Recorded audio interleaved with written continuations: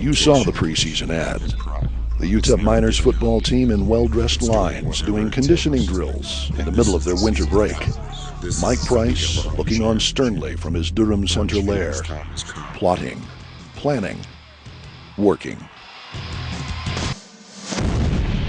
Mission not quite accomplished.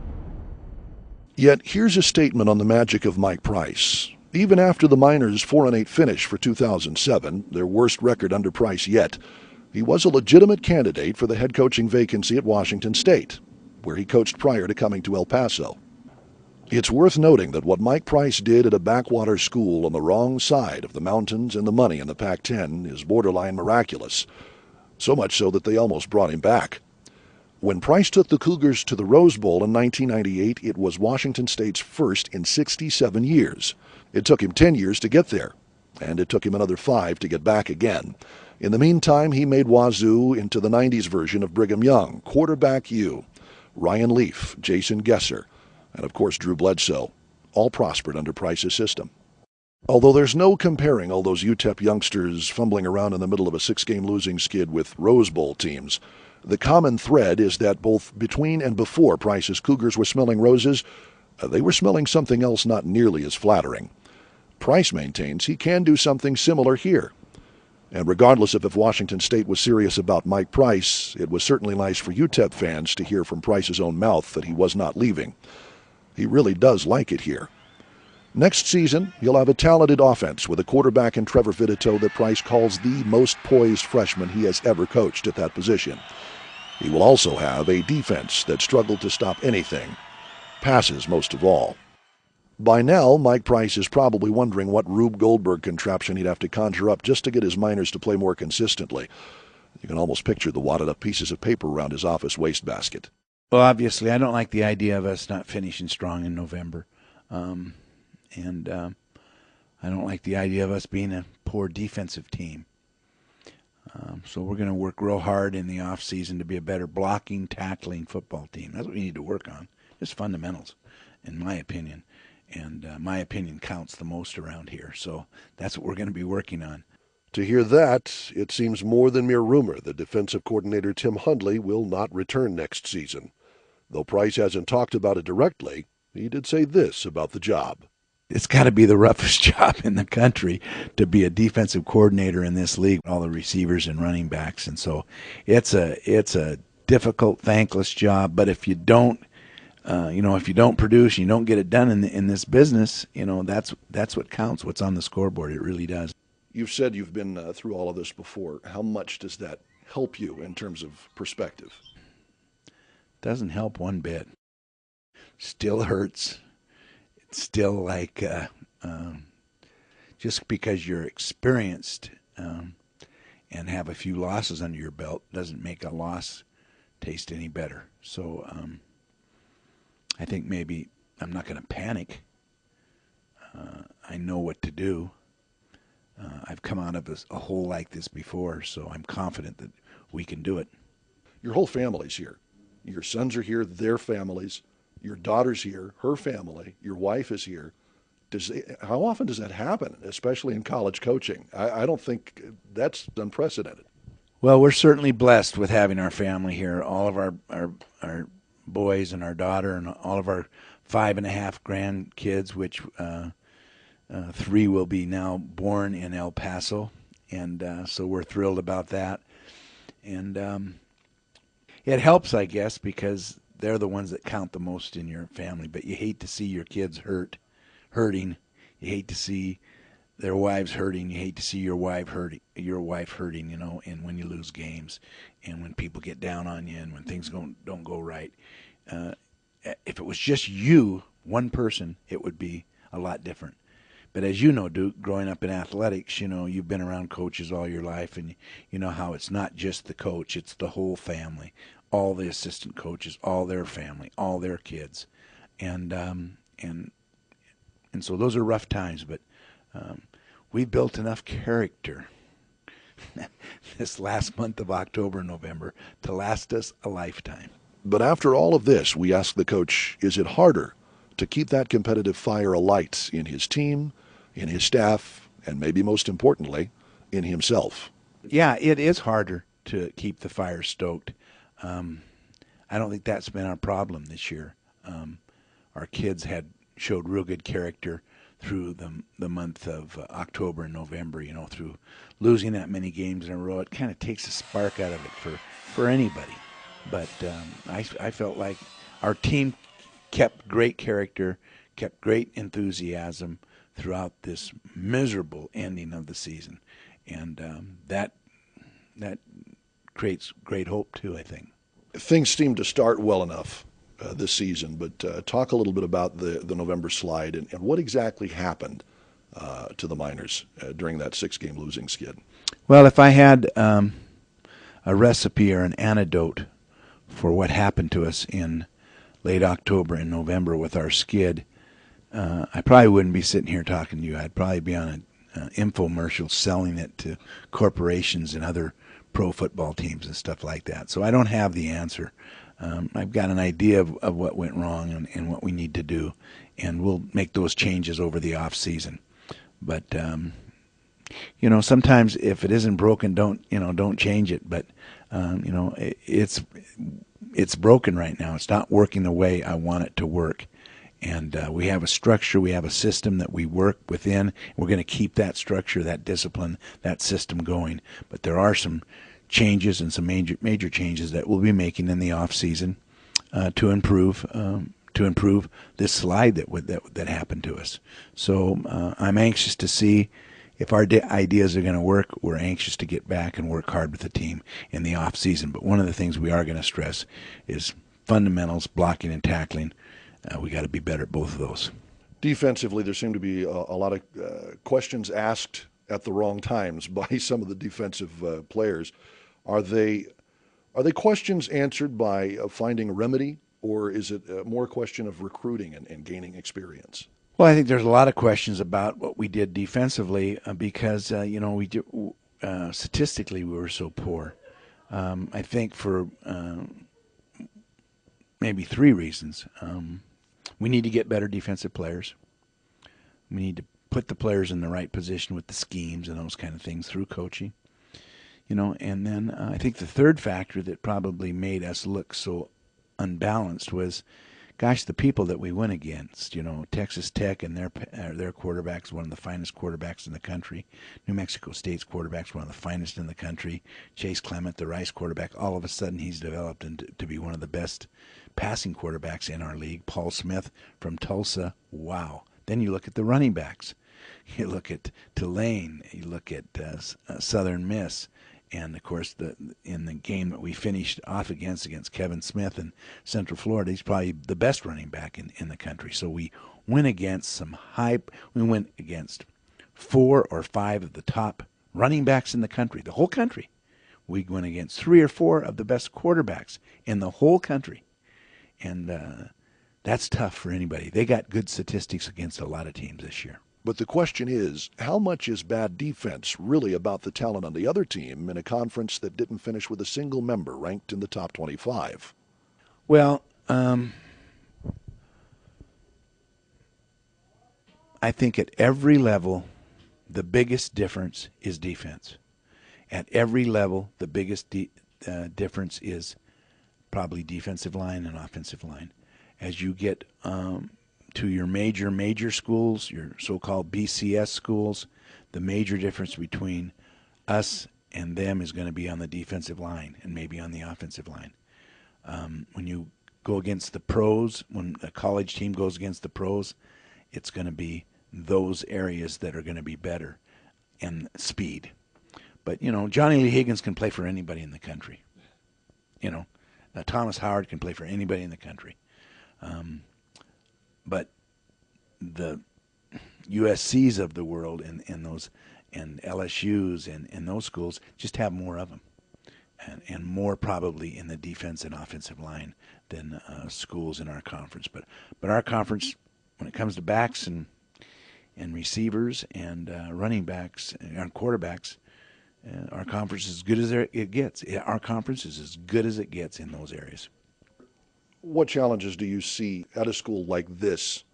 And do you think that you've been able to clear the hurdle with at least some of those that have been in place for a very long time here. Yeah, I feel real strongly about the support of the president's office, the administration, our athletic director. This community has supported us. Yeah, we didn't sell as many tickets as we would have liked to and didn't get as many people at the game, but still there's a lot of solid people out there that are supporting us, and we'll pick up those other ones as we win more games.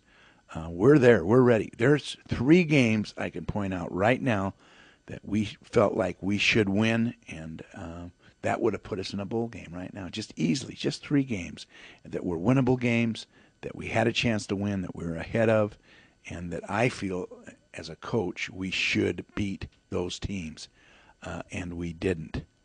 And that's the thing that sticks out the most is we let that go. We're a young team. We're the youngest team.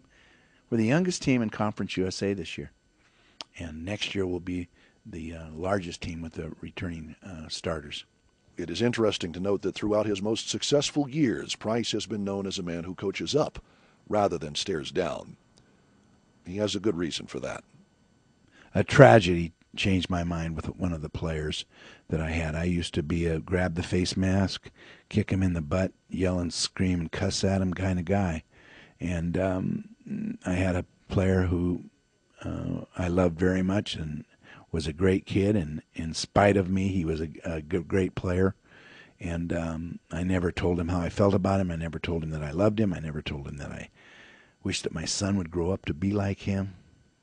All I did was yell and scream at him and be negative to the guy. And over the vacation, he was killed in a car accident. And I was never able to say that. And I said, hey, this is it. I'm not going to treat people like this anymore. I'm going to treat people with dignity and respect. And when someone needs a hug or a handshake or a pat on the back, I'm going to give it to them. And so it was really one incident in my life that kind of changed me, and I got in, started reading more self-help books, went to some orientations that were positive thinking type, positive mental approach, and kind of got involved with that and saw just how powerful praise can be, how powerful respect can be, how you can lead through positive reinforcement, how you can go around and find people doing things right and yell and scream at them and say congratulations just as loud as you can, going over and kicking him in the butt. And you get the same results, and people are a lot happier that way. And so that's kind of what changed, and that's why most of the time I'm a pretty upbeat guy, but if there's someone that needs to be talked to differently, I have no qualms at changing. But I don't have the temper that I had when I was a younger man.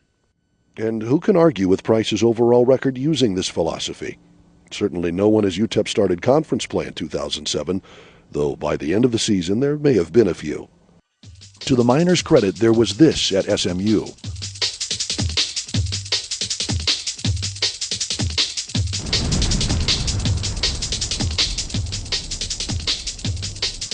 Then this in the Sun Bowl versus Tulsa.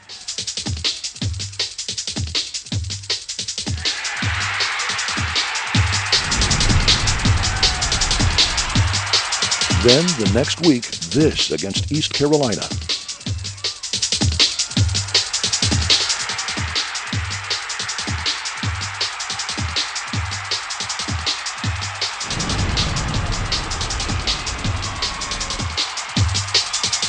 That was followed all too quickly for Miners fans by this.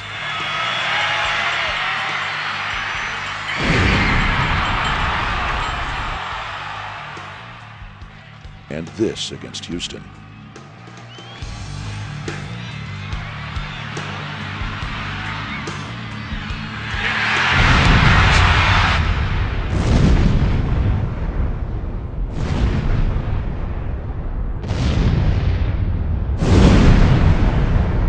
There are a couple of times this season where you were tempted to switch philosophies, kick over a chair or two and maybe tip over a table full of Gatorade or something.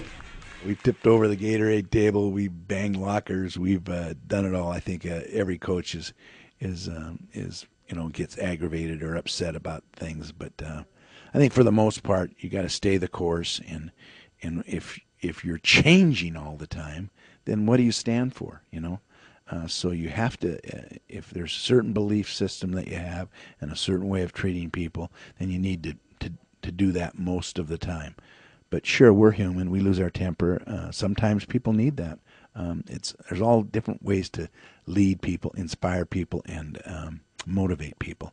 And fear and intimidation is one of the ways, and it works. It's not a lot of fun sometimes, but some guys react to that. Other guys don't. So you have to be kind of a psychologist and be able to push the right button. And I think that's what some teams have done when they have all these great players, these professional coaches. I don't know if they know more basketball or more football than the other coach, but they know what buttons to push. Bill Parcells knew what buttons to push. You can say one thing to one guy and you can't say the same thing to another. But really, the only inconsistency was the final score for a team that is getting much of its production from its underclassmen. It is decidedly different from 2006, when the question was more about heart than experience. UTEP's rushing totals didn't lie. You should at least have enough rushing yards to begin to challenge a 5-year-old to count that high. The Miners would have flunked kindergarten in 2006. Compared to 2007, as Marcus Thomas and that much improved offensive line evened up UTEP's rushing stats with its passing totals. We knew we had a running back, and we've got some running backs still in our program. Marcus Thomas has been just a joy to coach, and just a wonderful kid and wonderful person, and a wonderful young man is what he is. He's not a kid anymore. But the offensive line is really what came along so well for us. And O'Neill Cousins just had a great year and was probably the leader on that offensive line. And we'll have half of our senior class that's graduating. Half of those kids are going to get an opportunity to play in postseason games, like the Senior Bowl, like the East-West Shrine Bowl, like the Hula Bowl, like the All-Star game, like Texas versus the Nation. Half your senior class gets to play an All-Star game. That's pretty good. We could have 3 guys drafted, not free agents, but drafted, and some guys could maybe even go as high as the first 3 rounds. So those are some things that haven't happened here for a while, and needs to continue to happen every year. That we need to be consistently that good and produce those kind of athletes. With so many returning starters, there is already a bit of excitement for 2008. Especially with the Texas Longhorns starting the Miners' home schedule September 6th. If UTEP's defense next season can mirror the offensive line's single-season leap, then perhaps things are looking up for the UTEP Miners. I think we've got some really good young players. I think the future looks really bright. We have over 30 players coming back next year that have started for the Miners in a game. Over 30 players coming back. Going into the season, we had about that same number who have never suited up for a game in a Miner uniform before or been on a road trip going into the season. So it's going to be, the complexion of the team is going to be a lot different. So it's going to be a much more mature team, a much more experienced team, but it has to be a hungry team. We have to be hungry. We've got to be tough. We've got to be physical. And that's what we'll be working on in the off season. But I don't want an experienced team coming back that doesn't want to be better. We have to have a great passion and hunger to improve. Talk about recruiting right now and how things are going. Have you had anybody who's been turned off by the record, or do you see a bunch of players who say, "Hey, I could come in there and do something right now"? Recruiting is not a perfect science. It's amazing. Right now we have 18 players who have committed to us. We have 3 players that are on campus as part-time students. We call them gray shirting. They're paying their own way that will be coming in January. And then we have 1 other high school kid who is committed to us that will also come in January. So that brings us to 22 players right now that we have signed and ready to go before recruiting hardly even starts, before the recruiting time starts. So, the last game that we had the worst crowd, and we only had 6 players in. We lost. We played terrible. All 6 guys want to come. So go figure, I mean, a year ago we were playing really good, and Jordan Palmer's our quarterback. He's a senior. we're leaving. He's doing really well in the game. We win the game. He throws a bad pass. A couple people boo. The quarterback that I was recruiting didn't. His parents didn't like that, and he ended up going to TCU. So that's one thing, one little incident in a great game, and it was enough to affect him. So just most of the time, you just hope that things are positive, that you win. But those kids might have looked at us and said, "Hey, we can play for this team." But I think anybody that comes here on a Saturday night, whether it's packed, whether the fans or our fans aren't negative, our fans are pretty darn positive, and anybody that comes here, this is a good experience. This is a good experience. It's a positive experience. People like it when they come to the games here. A lot of spirit, and so that's why we recruit during the season. And so, what next for Mike Price and the UTEP Miners? As many questions as there are about his young team, Price will be here to try and answer them as he looks to ride triumphantly into a desert sunset. I like just about everything about El Paso. I like three things. I love the people. I love the weather. I love the Mexican food. This is a special, special place. The people here are really special. I don't know if it's the Hispanic culture that is so appreciative and so polite and so family-oriented.